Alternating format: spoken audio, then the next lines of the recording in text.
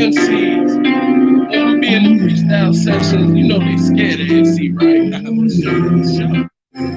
Niggas be talking about, give me the mic. I'm like, man, it's a cordless mic. Nigga, I rock in the middle of streets and shit, man. Wait a goddamn minute. You know what I gotta do, man? Hold on, I'm in my own zone. Every nigga on the street better try to hold on. Hold on, I'm in my own zone. Every nigga on the street better try to hold on. People try to fuck with my nigga. Back up in this bitch, straight jacket turn. Ready to pull another lick. Niggas best to recognize that it's SC time. All these bullshit crews about to watch it shine. Y'all niggas can't touch the shit that we be coming with. Gold and platinum, that's all that we fucking with. And if you think your niggas lost they fucking street flow, bring your ass to the south side of the door. We got this shit locked, we got this shit sold up. Now bring it on if you wanna try to bring the funk. Maniac, picture, really German heavy set. It's just part of the crew that's causing total wreck. So if you're trying to step, you better take your ass home. This ain't nothing nice, partner, nigga, and hold on. Hold on, I'm in my own zone. Every nigga on the street better try to hold on. Hold on, in my own zone. Every nigga on the street better try to hold on. Hold on, in my own zone. Every nigga on the street better try to hold on. Coming this shit blow by blow, the time show. Maniac in German, title go lyrics like in notes. Getting high from my lyrical bird, feel is the word. No need to be told, we got the south side show. From the wild wild to the low low to the west side, we been heard. Who got the flavor? Who got that herb? We see, Scallon side and BUC. We can't say it. A visit very 666s in my page. Trying to make it in this cold game. I'm the range. Niggas be blocking, I gotta make a change. If they don't, spit it all. Here we go with a nigga like me. You can't stop it, but goddamn, we gonna rock it, cause it's hold on. Every nigga on the street better try to hold on. Hold on, I'm in my home zone. Every nigga on the street better try to hold on. Hold on, I'm in my home zone. Every nigga on the street better try to hold on. Hold on, I'm in my home zone. Every nigga on the street better try to hold on. Hold your ass up, cause Maniac's back. I'm ready to attack and let these niggas know I roll with the man. And this be Southside shit till the day I die. Let's take a look in between my motherfucking eyes. Germ shit be kinda swatty, scum. You niggas know that he be ready to let these niggas know we ready to come. Kinda hard in your face. These niggas, they know that SC about to take over the place. I kept these niggas, got my back, cause everybody know I'm the head nigga coming out the fucking door. You best to back up, don't stretch your stuff. I'm calling bluffs, they creeping out the fucking cut. Now what it's up, these niggas just don't understand. I guess to let you niggas know, the shot is my name. And hold on, I'm in my whole fucking zone. Nigga, yes, no, go on. I'm in my whole zone. Every nigga on the street better try to hold on. Go on, I'm in my whole zone. Every nigga on the street better try to hold on. I'm in my whole zone. I mean like this when I be coming back. You just hold on, and then I go on, and that's how I go on. Nigga, you on home. I ain't no gay ass mom. I'm from Harden Park. Niggas be creeping in the dog, but you's a logic ass nigga. How you nigga? I'm a 5'7" nigga who pack a chrome trigger. All day determined, we can learn. I'm not concerned. The bitches I be burning them like terms. Ooh, I be like this. Instead of all I got to go and get them. Nigga, I'm about to get them with the need ya. When I get ya, I'ma get ya. Won't forget ya. Nigga, I'ma sit you down and clown it from the underground. Nigga, hate to do it, but I hit you with raw sewage. And I be like this. Nigga, you better clown for the nigga like you flow on, go on. Cause you better hold on. Hold on, boy, get slow. Hold on, I'm in my own zone. Every nigga on the street better try to hold on. Hold on, I'm in my own zone. Every nigga on the street better try to hold on. Hold on, I'm in my own zone. Every nigga on the streets better try to hold on. Hold on, I'm in my own zone. Every nigga on the streets better try to hold on.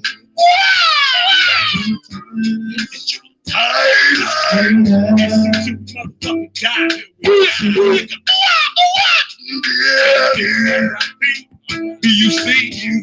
Tell it signs till we fucking die. All day, but we got a pop nut.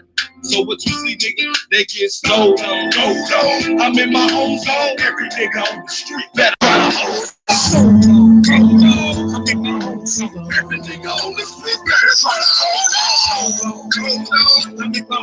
Every nigga on the street better try to hold on. Hold on, I'm in my home zone. Every nigga on the street better try to hold on.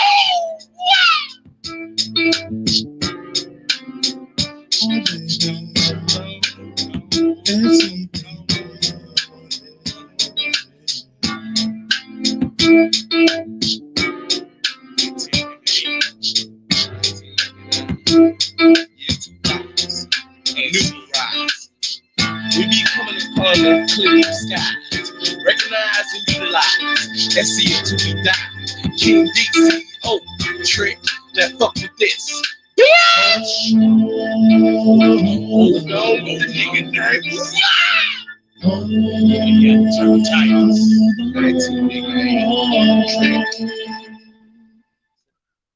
Whoa, and I do own all the rights to the music.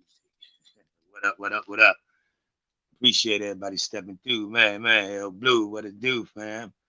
Lepensky. Grown man P, what's up, baby? Man, excuse me. Now that one there, that was old Chicago underground classic right there, to be honest with you. I don't know how clear it was on here, you know what I mean? That's why I don't know how the music come out sounding from this end to that through here, you know, so. But man, that was a classic joint right there. The streets rocked that boy out, you know? Man, today I was like, man, I almost didn't do the rest of this, man. I was like, dang. I'm looking at the views and I'm like, that's some bullshit, you know what I mean? Because this is being cheated because it should be heard more by the masses. But I'm like, you know what I mean? I don't need nobody to like validate me or nothing, you know what I'm saying? But it was like, man, this some real life, factual, you know, history that a lot of people don't know about, but it exists. You know what I mean? It exists on a lot of coasts, East Coast. It's some of this on the a lot of it on the Midwest, and it's a whole section on that West Coast as well. So I'm like, man, people getting cheated out of this, and like the story itself is being cheated because not enough people are seeing and hearing this right now. But I'm like, man, it's cool though. But I'm like, man, I respect the fact that the L Blues, the Lepinskys and shit come on here, the Frank Whites, you did. They come on here, y'all show love. So I'm like, man, I'd be a sucker not to finish it when y'all done sat here with me and you know what I mean, giving me the man, the respect and the praise and man, I appreciate that. So I'm like, man, I gotta finish this no matter who miss it. That's they fucking lost it. This shit is real. You know what I mean? This is real, like no joke. And I'm like, man, tell my wife, I'm like, man, I don't even know if I should finish. You know what I mean? Like, man, ain't enough people hearing this, and this is real factual history in the hip hop sector, street sector, because it's a little bit of everything, you know. But I stay lost, you dig? That is day lost, man, for real. I'll tell these people calling me, they calling my phone, but man, appreciate everybody stepping through, man. That song was right there was called "Hold On."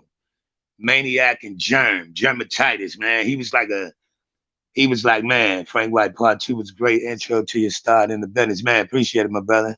It takes time. Just be patient. Oh, man, I'm patient. I'm definitely patient, Levinsky. It's like, because my channel was actually growing at one time, and I wound up letting myself get mixed up in some sucker shit on here where, you know what I'm saying? My wife was feeling a little some kind of way, so I took a step back from my channel. You know what I mean? My channel was climbing at that time, but wifey come before any of that other BS, you know what I'm saying? So I had to make her understand what was really going on and apologize as a man for doing some sucker ass shit to make her feel some kind of way, because you don't get nobody no energy on the outside that would make that shit come up in here, you understand? So, but I was trying to figure this whole thing out right here, and being extra nice and too nice, trying to get in where I fit in when I really don't fit in with that bullshit, for real. You know what I mean? To be honest with you. So it's like, man, it's real though. So I got to continue this, man. I believe I left off. We was in Cali, man, and right after that, man, family first all the time. It's like, man, that all the rest of it don't matter, you know. It don't matter because that's gonna hold me down no matter what. You dig? So, man, we was around this time. I was in Cali. I had just, man, that's right around the just changing. My brother had to change his name from Mac 10 to the Mac. And I made an error. I said he's still the Mac to this day. He actually changed it. He's called Mac Legend right now because he is a legend. You know, so it is actually Mac Legend as of today. You know, so that was a hiccup I made in the last one. You know, but it's like, man, we was going back to that Ruthless Radio when we was in there that night after we spit over the air and everything, and that was right when Bone Thugs and Harmony hadn't even been released yet. They was sitting there like this gated area, looking out at us because they had actually invited my New Breed of Hustlers up there, the main group on Mob Style Records, to release this single BG thing. But I don't think they realized we was coming up. We was like 30, 40 deep, Crip niggas, drop top Corvettes, drop top, you know what I mean, Porsches, drop top this. Man, we was heavy. We came real heavy. They had the butt real heavy because these Mob Style Records was an independent label, but they were some pharmaceutical veterans from the streets that was sitting with probably a few $1 million in the closet. You understand what I'm saying? So it's like, man, it was they wasn't expecting us to come the way we came, and the security wasn't gonna let us up in the radio station that night. And we listening to Eazy-E over the air, man. This is true. This is true factual shit, man. And Eazy carried a gangster. He was like, man, the hell with that. Let him in. You know what I mean? He was like, man, let him in. And sitting behind in this gated area, looking like around the corner. I ain't saying they was on no scared shit, but they was on some who the hell is these niggas type shit. You dig? So man, Eazy wound up letting us up in there, man. He was a real one, you know. Eazy was a real one. He kept it a vein with us. And man, he actually was asking OG Fresh and OG Bubs, could we hook up with him to diss Death Row at this time? Because that was right around that Steel Dre Day shit when he was saying they owed him money, blah, blah, blah. And the crazy thing about it, 3 weeks to a month later, he was dead. Died of AIDS, just like that. It seemed like every time our foot would get in the door, something would snag that boy right up out of there. You know what I mean? These are true facts, man. I'm like, you know, so it was a lot going on, man. But the record company itself, Mob Style Records, they had all the ingredients to blow up, except for the mentality of letting ego go. Because when you have a CEO of the company, also one of the members of the main group in the company, and now you got added on artists, and the main group ain't the focal point no more. That's sometimes that'd be hard for an artist to accept. You know what I mean? No disrespect to Gangsta Bubs. Rest in peace, my G, because you was my dog. No disrespect whatsoever. G Bubs, OG Gangsta Bubs, Riverside, California. Real OG Crip nigga. And man, it's in the history books, man. I ain't hear a lot about nothing, you dig? But it was like, man, that's as an artist, sometimes your ego can play into that type shit. Because you always think you the coldest. You always think you should be, you know what I mean? You should be the face of everything. That's how artists think. We have to think like that because that lineup is competitive. It used to be competitive anyway. Because man, we used to, when it came to rap, it was a competition. You know what I mean? I used to love battling, man. That used to be my thing, you know. But it was a lot going on. And like I told y'all before, the people were starting to take they jocking for positions and taking what side they was rolling with. And it was like, man, me and my brother was big Goldfingers and Big Roll. They cuffed me and my brother and was trying because they saw something different in us. They would have us in the Goldfingers had just a room with just crates full of records, old records, you name it, from rock to soul to you name it, it's in there. We would just go through record after record till we hear a sample that we would like, and they would loop it. For to tell y'all the secret how we should do shit, they would loop it, run the whole original loop.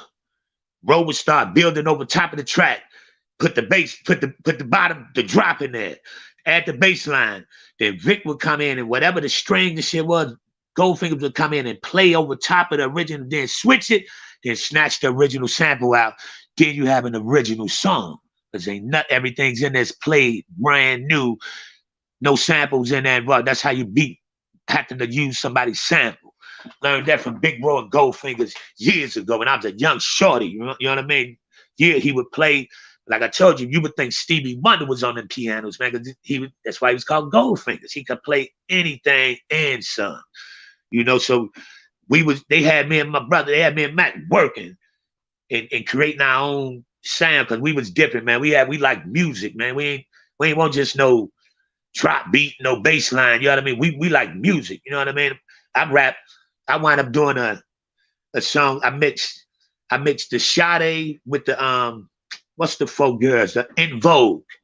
I mixed the Sade and the In Vogue and combined that on one of my songs, man. It was called Smooth Criminal back real long, man, years ago. Matter of fact, it was here in Baltimore the first time I came. I'm trying to find a guy, Jeff Lansky or some shit like that. I can't remember his name, but he's from Towson. I did an album here in Baltimore when I was back in '89, and I had a copy of it, lost it, but he's still here. I contacted him once before. He still had the reels. I got to get that album. I got a lot of content just spread out that I don't have my hands on. You know what I mean? So it's like it was a lot.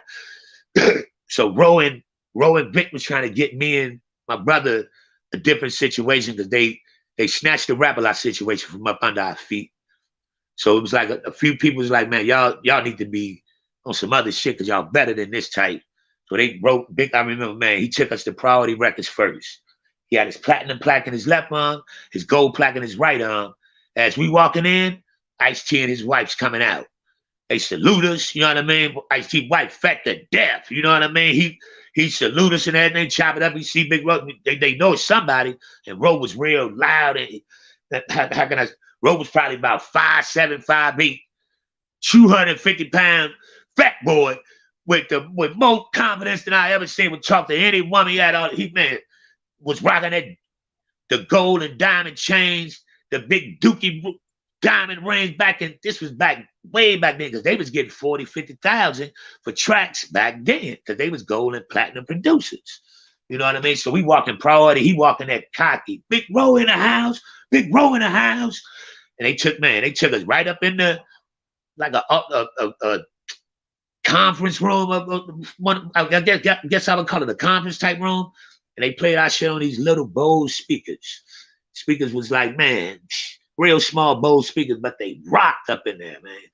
At this big ass long wood table, man. And they was reaching out as now. Ro took us to Priority, New Tribe, and it might have been Arista or something like that. I can't remember the last one. But then we had another dude that knew Baldy Loke. Baldy Loke was one of the original producers on Mob Style Records. I can't remember this dude's name, but he took us back to Priority and was trying to get something to happen for us. And Priority called the record company right then and there. And they was asking about us. We hear Bub and Fresh like they got kind of gangsta at them niggas. You know what I mean? And when we came back, somebody had explained to them that people moving around trying to get a situation for me and my brother. Man, damn, I can't remember this dude's name, yo. Anyway, they whipped this nigga's ass. When I say a punkin' head, they mopped this dude for taking us, trying to get us in another situation. I don't know who put it out there. I don't know. Man, but they put the feet, hands in furniture on this dude for real. And mind you, I got to make this point clear. Me and my brother had not signed our contract yet. We had not signed the contract with Mob Style yet, but we was a part of Mob Style as far as everything. We just hadn't officially signed our contract, and these dudes had gave us thousands and thousands. You know what I mean? Christmas came that year, man. Freshmen gave me 4, 5 grand. Take your kids type shit. So we was in their pocket. Plus, they was always when we was pressing like, man, we trying to get this music out, man. They was always giving us, man, while it's on hold, y'all got access to as much pharmaceuticals allegedly as we probably would want. But I wasn't a drug dealer back then. I was an artist, and I wasn't here to sell no coconut else. I'm here to get my fucking album out. So it was like it was disrespectful at the same time trying to help you. And I was, man, I'm 18, 19, you know what I mean? So it was a lot, man. It was a lot. And I remember, man, after this situation happened, when they started hearing people pulling, trying to get me and my brother somewhere, These dudes, they called a big ass meeting over at Big Roy and Goldfinger's house, man. I remember this shit, man. And they was like, that's why I remember I told y'all I ain't get pimped, but I got kind of grown man bullied into a situation. They had the whole label, all the Riverside Crip niggas in the front yard, pit bulls on leashes and shit. It was, man, it's me and my brother. You know what I'm saying? It's me and my brother, yo. And I'm like, man, I'm a young man. I ain't got no bitch up in me, excuse my language. But it's like, this is a situation you kind of real touchy right now. On top of, I know these dudes by now, and they some real official street dudes, as well as businessmen. So they going around the yard and they like, a lot of disrespectful shit going on and XYZ. People in our pocket and carrying us like we this kind of in the third. And I remember Albino Cass. He was an albino dude. He had this red-nosed pit sitting there. And I'm like, I kind of had an attitude how they was coming. And he was like, he said something like, man, what, you got a problem, maniac? I said, man, what you talking about, yo?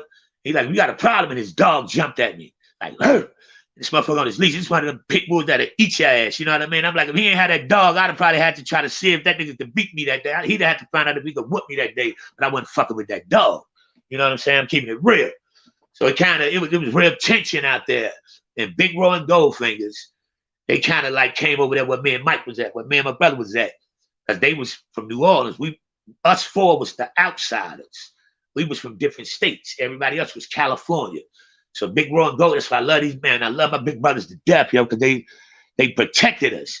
They looked out for us, you know what I mean? They knew we shouldn't have got mixed up how we was mixed up, because we was pure talent at that time, you know what I mean? Just young, you know?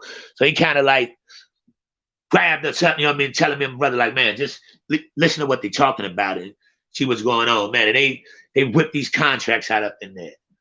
And the contract looked, I'm not a stupid guy by no stretch. My brother's not a stupid. My brother's real highly intelligent, to be honest. But when you're reading over like legalities and shit like that, little words, one word can change your entire meaning of that contract. It was a two album or 2 year deal with two options. We like shit, man. My brother like shit, 2 years. We can knock 2 albums out in 6 months, ready to roll for real. But we didn't understand what that 2 options meant. That gave them 2 more options to sign us 2 years. So technically, we were 6 years signed to these motherfuckers. So it was like, man, it was crazy. But we went in the house and we bubbed them. They was, man, they was some G's. You know what I'm saying? They was some G's, and they was grown ass men, and I'm becoming a young man at the time. And they kind of bullied us into that, signing that to a degree. Because, man, the odds was against me and my brother at that time. And so it was like, man, it's a lot, you know. But I love them brothers, so I learned so much. And they held us down to the T. But at that time, what was going on, those music contracts can be very complex and misleading. Yes, they can. But it's like, but at that time, they felt kind of disrespected because they was taking care of us. They was, when I say lacing our pockets, correctly lacing our pockets, paying for all the studio time. I mean, me and my brother stayed at Vic and Golf in Row House night after, just up recording and shit. That's why we wound up having so much music. And everybody else like, how the fuck y'all can get that song? Because what they was working with us, you know what I mean? They was trying to get our situation something where people could hear us. So they was doing shit that they shouldn't even been doing, man. And they got crazy, man. But it wasn't all bad. It wasn't all bad. You know, I remember, man, it was, what was it, Oakland? It was like Oakland or Sacramento, somewhere up northern Cali. We went to a ballers party. It was for, what's the guy's name? Shit, what was his name? Damn, one of them old pimp dudes from up like Oakland. But it was called a ballers party, man. And to get in the party, you had to have at least $2,500 in your pocket. That was to get in the party. But upstairs where the party was, you had to have at least 5 racks in your pocket. This was the first time I ever seen some shit like this. When we walked in the record label, we walked in the office, Fresh was sitting back. He had a garbage bag. He had just a garbage bag full of knots of money. You know, and he just tossing everybody knots of money. Like, man, we went We went real official, man. You know what I mean? We went up in there. We went up in there real official. And I don't. I wish I could find this. It was a news station there or a magazine station. As soon as we got out of the limo, they took our picture as soon as we came out. But I don't know who it was. I would love to get my hands on that. You know what I mean? It's like I got some history of stuff that, man, I had never even thought about going, because at one time I had just let all that shit go. But it's like this real life history stuff. You know what I mean? And it's like, man, it's crazy. But I can't remember what paper that was or what magazine that was. But as soon as we stepped out of the limousine, man, they took our picture. The whole, man, we all lined up out there. It was crazy, man. But that night I saw how Hollywood was, how Hollywood people live. When you went upstairs, you would have they had like strippers and shit all over the tables, all over everywhere. They had like plate, you know how them old plates that be on like your grandparents' table or some shit. One plate might be Coke, one plate weed, one plate speed, because speed was real heavy up in Cali at that time when I was out there. You know what I'm saying? They just had drugs and shit, but I went in, man, give me some of that weed, you know what I mean? I'm like, but everybody, they partying up in here. It was a ballers party, man. Damn, what is his fucking name, yo? He said he went to jail not too long ago. I cannot, it's on the tip of my tongue. I'll bring his name back up later so people can look it up. But it was like, man, it was a lot going on. Then we did a show up in Vancouver, Canada. This was the first time I actually felt like an artist that was in the industry. You know what I mean? We did a show up in Vancouver. Man, after we performed, man, it was like the people in the club, like, man, they was on us, you know what I mean? The females, you know what I mean? Respect to the dudes, real on us. And the crazy part is my brother met his first wife that night. And they wound up hooking up, stayed in contact, and wound up, she's still here in Baltimore to this day. She wound up coming from Vancouver, Canada, coming to Baltimore, and they wound up getting married, so on and so on. It's crazy. So it wasn't all bad, you know, it wasn't all bad. She's still, they call her Celsius. She's a singer as well. And man, beautiful voice. She's still here in Baltimore right now to this day. I talk to sis on a regular, man. So it's like, man, it wasn't all bad, but shit started getting a little haywire. Excuse me. And then it was getting, Big Bro and Goldfingers was getting, they was pressuring them to like do a lot of music. And Ro was like, man, y'all need to kick this money out. And Ro was about his bread. So they almost had these dudes hostage at one time in his crib, man. It was crazy, man. No dissing or disrespecting nobody, but this is what I saw with my eyes. It's what I felt like shit was. It was like every time they leave, somebody would be there knowing they was finna leave. You know what I'm saying? Don't forget to hit the like button, people. Thank you. ABG all day, man. Salute. Evening, everyone. But it was like, man, they was like, every time they tried to leave, it would like be somebody there. I remember the one time they went to the airport, like finna fly back to New Orleans. And somebody was at that damn airport somehow and brought their ass back with the equipment they had. What was the ASR-10? That was the keyboard and shit that was real popping back then, the ASR-10. Ro had the ASR-10 with him, the fucking speakers. Man, they brought that big nigga back to the house like, man, you niggas ain't going no motherfucking well, you know? That was crazy, man. It was a crazy situation, but Ro wound up getting up out of there, leaving. My brother was like, because after so long, if you sign a contract and no material come out after so long, your contract becomes breach, which then can become terminated. So that's what happened with me and my brother. And my brother was like, man, F with this shit. I'm done, man. I'm done with rapping. He came back to Baltimore. But me and Goldfingers was still in California. We was the only two really left there. And the label was kind of like in disarray, man. It was crazy, man. And it was kind of like, I'm like, I got to get my kids and my baby mom up out of here because I don't know how the situation gonna go. So, man, and then, ironically, man, I got to tell it all. I got to tell it all so people can see the mind frame that I was in. My mom wound up calling me right around this time. My mom wound up calling me. She was like, man, you need to contact your brother. So your brother want to talk to you. This is my oldest brother, Mickey. She's like, your brother want to talk to you real bad. And bang, I automatically knew what it was. My brother was sick. I mean, my brother was sick at that time. I called him and he was like, man, bro, I ain't doing good right now, blah, blah, blah. My brother was sick, you know. But I knew as soon as my mom said that to me, I already knew. I knew what it was. So that helped me changed my mind and stuff. Like, man, I gotta leave. I gotta get up out of here. And plus I need to get my kids and them up out of here because it's kind of hectic. So I went back to Chicago. So I'm living in Chicago. And it was, man, this shit was crazy. And my big brother, who I wound up moving my big brother in with me and my kids and my kids' mom, because he was going through some stuff. But I'm about ready to just say to hell with music at this time. So it's like, man, I started working at a tire shop, Doc J Tire City, 79th and Cottage Grove, man. And I was like done with music. And one day I'm sitting up in there, and I'm changing. It's a blue BMW. You know how the BMW, the whole lug nut comes out, right? I'm changing this dude tire and shit. But the lug nuts wouldn't come off his joint. We didn't have a wrench for it or something. So I said, man, I'll plug it on the car. And I hear a beat in the car. This might have been a year and a half, 2 years, something like that later. And I had just said, like, fuck music. You know what I mean? I'm done with this shit. That shit had just crushed me. You know what I mean? Put a bad taste in my mouth. But I hear a beat. But as I'm plugging the dude time, I'm like, man, that beat kind of hard, yo. And I'm like, man, who joined us that? He's like, man, it's mine. I produce. I'm like, straight up? He like, yeah. I'm like, man. And my guy, Maurice, man, Maurice, guy used to work with me there. He was stutter real bad, man. He was like, yeah, spit that shit, G. But he was like a big ass. He was a real fan, man. You know what I mean? He would always tell that man, YAK can spit on anybody, man. I put my money on YAK over anybody. It was crazy. King D wound up. His name was King D. He wound up living a few blocks from the tire shop, and I wound up hooking up with him. And went over his house, and man, we wound up getting pretty cool. And that's how I created my first solo project. It was called Who Got the Flavor.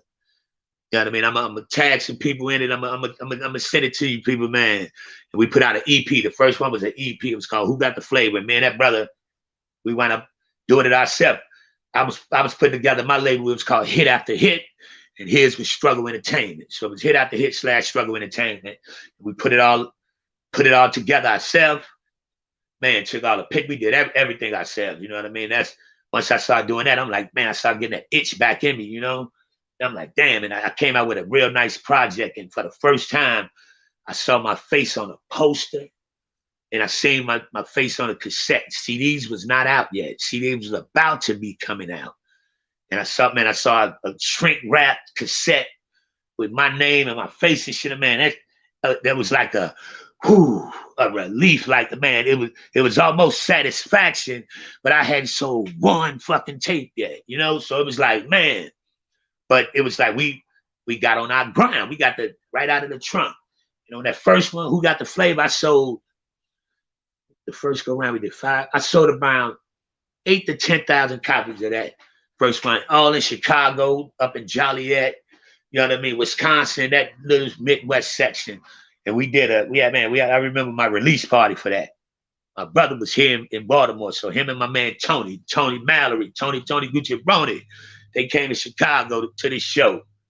And it was like, man, that was the first time I had ever performed without my brother. And man, my brother, man, El Blue, that felt real good, you know, felt very good. But it was like, man, my brother came up. It was the first time I was on stage without my brother. Matter of fact, that song you just heard with me and Germ, Hold On. Germ was on the label with us on Struggle Entertainment. Germ went first. And Germ, he reminded me of Mystical.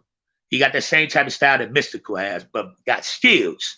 And Germ got a ball of energy. He go first, and he got the crowd all into it. You know what I mean? I remember my mom came over to the side. You know? She said, "Baby boy, is you ready for this?" I said, yeah. But my mom had never seen me perform or nothing, you know? She was like, man, she told me later on, she was like, I was so scared for you to go on after him because he was like a ball of energy. Jerry was my man. He was the live performer. You know what I mean? But after he did his thing, this when they realized that YAK was for real. On the man, when I came out, I didn't come right out. I came out from the back, and I walked up on top of the bar. We did it in the lounge area. It was this big ass lounge on 71st in Stony, I believe that was Stony Island. It was like cut into 2 sections. And I like came up on top of the bar and my beat came in and I just started spitting, yo. And when you seen it on the camera, on the film, you couldn't even see me because all you saw was the like hand waves. All you see was hands. You couldn't even see me. And man, I burnt it up and I loved it. But I looked at my brother. Yo, my brother was crushed. That he loved it. He was so excited for me, but I could see that he knew he was supposed to be right there with me. You know what I'm saying? That was like, man, it was a beautiful thing and a crushing thing at the same time. So it was like, man, and my brother's dad, he like, man, bro, but I believe that put that fire back in his belly.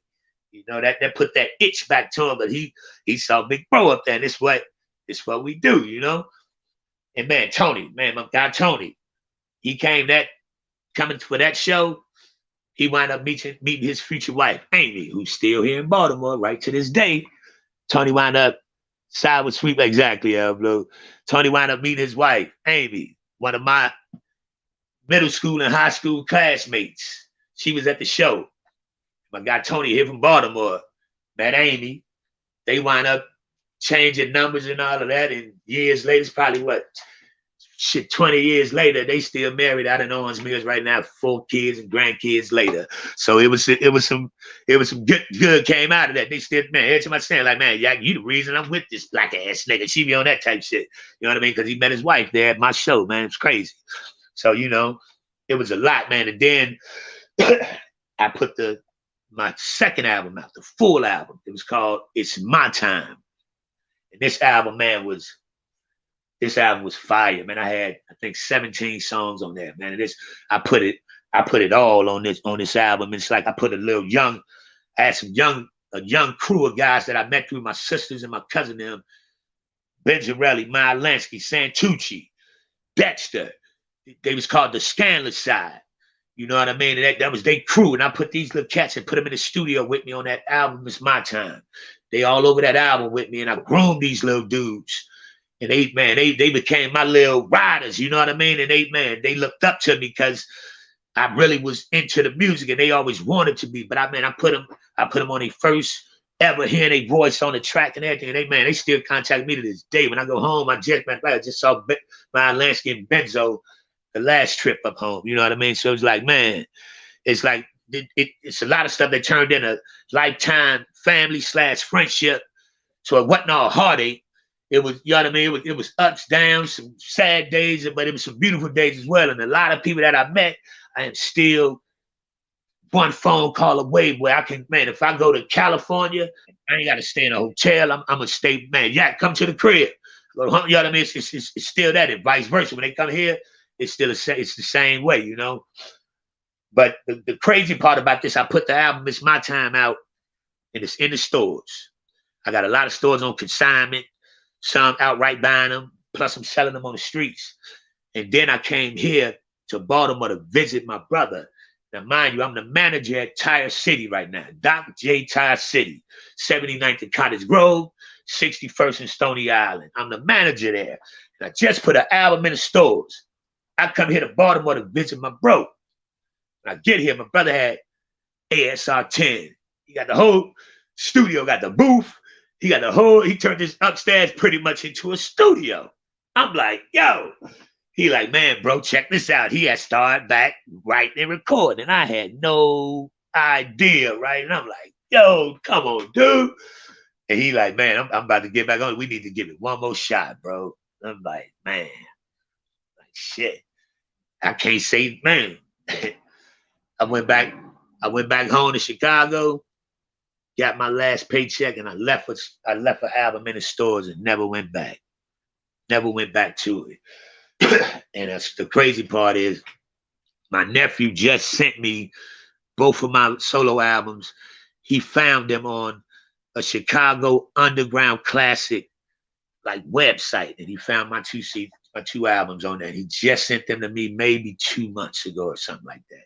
So it was like, man, and I came to Baltimore, back to Baltimore.